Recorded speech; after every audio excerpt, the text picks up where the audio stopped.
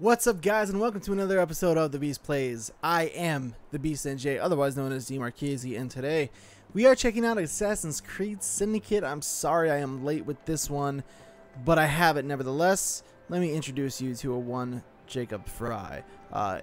Before we going, here's Evie Fry in the background, as you can see right there, but we'll show her off in a little bit.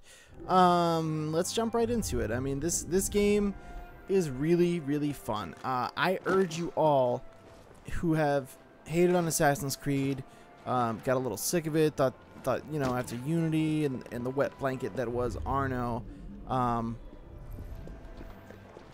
took place, then like you just have given up hope for Assassin's Creed, because this one's really fun, you know. And right off the bat, you see you have horse and carriages this time.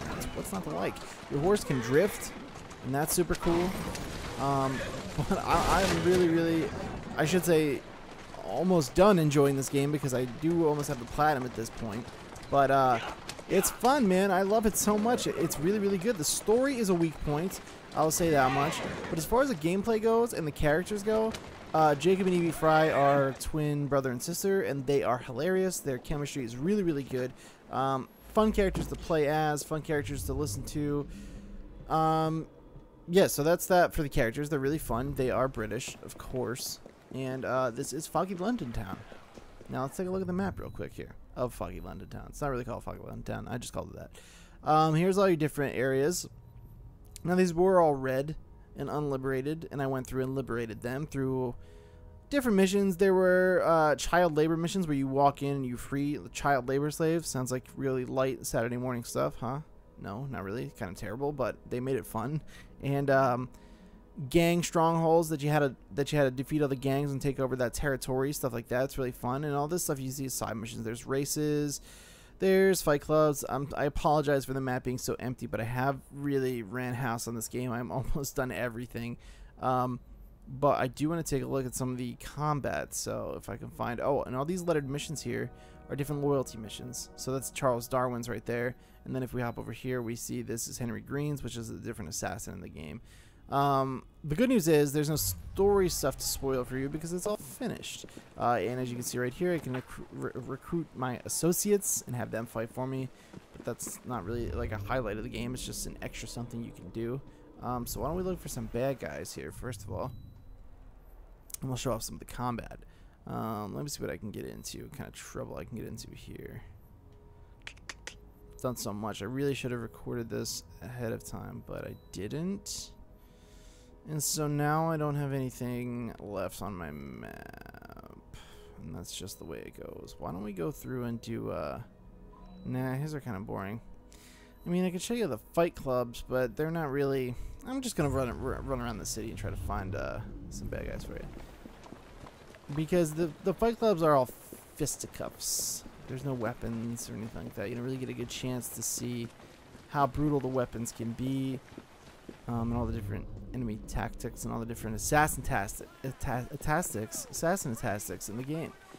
Here we go. We have a restricted area. Maybe we'll get some trouble in here.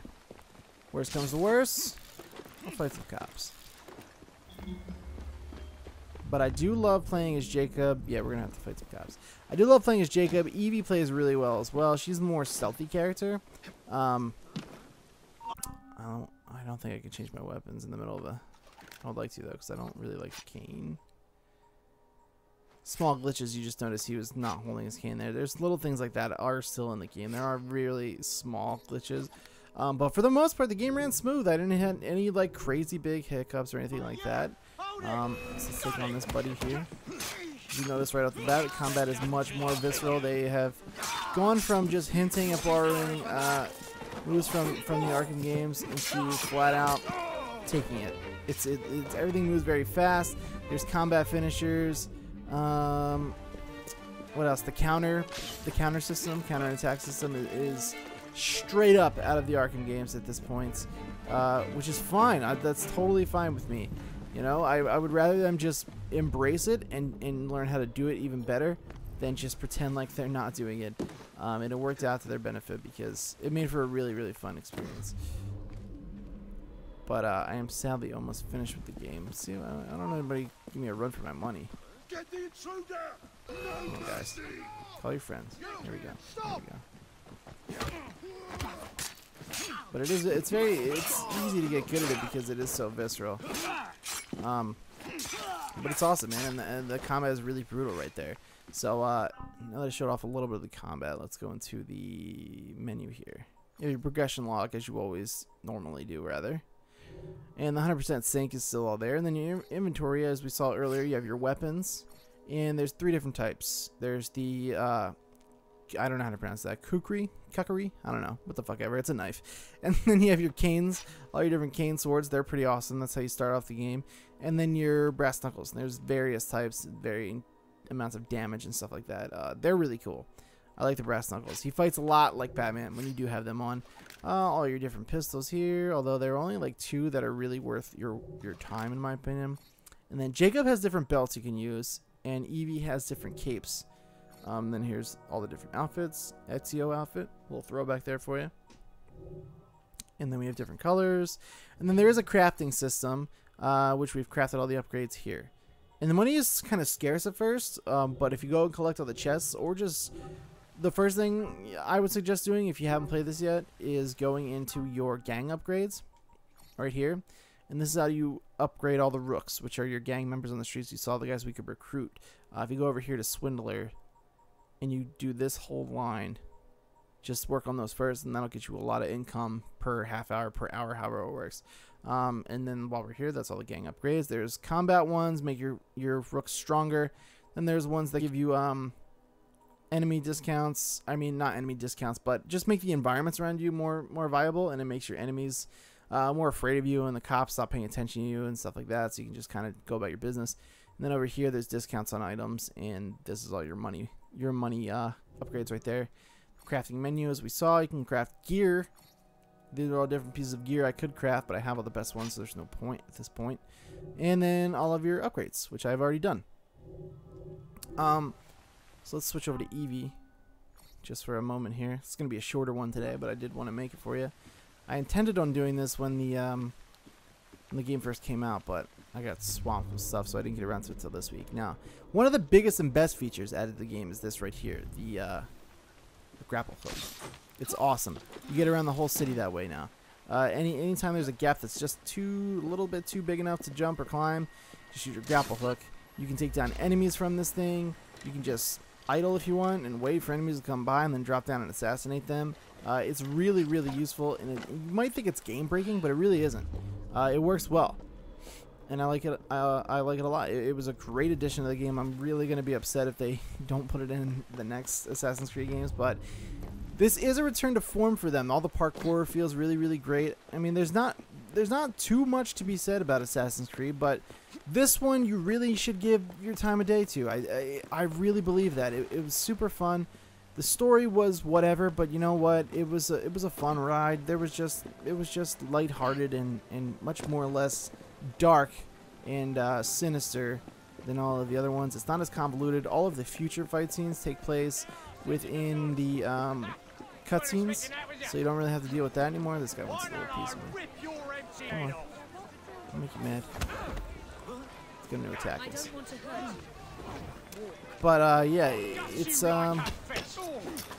you know, the future story all take place in the future cutscenes, so that's one nice thing there. And I just really think you should give it a shot, especially if you've been down on it and you originally liked it and just recently you've been down on it. Come back and give it a try. It has my stamp of approval. It's really, really fun. London is a really cool setting. My only complaint is the story. It is more about London than the Evie twins. And it's a shame because the villain that they chose for this game is actually really, really good. But he doesn't really start to take form until the very end of the game, and then the game's over. But I mean, they definitely left room for a sequel, so we'll see what happens there. But I would totally be open to seeing these guys again. I loved London for an Assassin's Creed game. I love Jacob and Evie, and the combat was just really on point, and traversing this city felt fantastic. So yeah, give it a try if you guys haven't. Those are my thoughts on Assassin's Creed Syndicate. Again, I'm so sorry it was late. This was on PlayStation 4, by the way. I do want to note that, in case you have any questions about how it ran on certain systems or anything like that. But I played it on PS4. Looked great, ran great, no problems there. Give it a shot. A lot of people are giving it around an 8, 8.5. I'm right there. I would probably give it an 8.5, maybe an 8. It would be a solid 8.5 to 9 if that story was there, but the story lacked for me. But I love the game. It was a lot of fun, and I'm almost on the platinum, and I'll be happy to have played it. So let me know what you guys think about it if you're playing it in the comments below. Make sure you smash that like button, share this video with your friends. I would really, really appreciate it. Subscribe to the channel. Come on back and check out all the other Beast Plays videos I have and all the ones to come. We got Call of Duty Black Ops coming. There'll be lots of stuff here on that. Follow me on Twitter at @thebeast_NJ to find out when these videos go live, as well as when I go live on twitch.tv/thebeastnj. Thank you guys so much for watching, and I'll see you next time.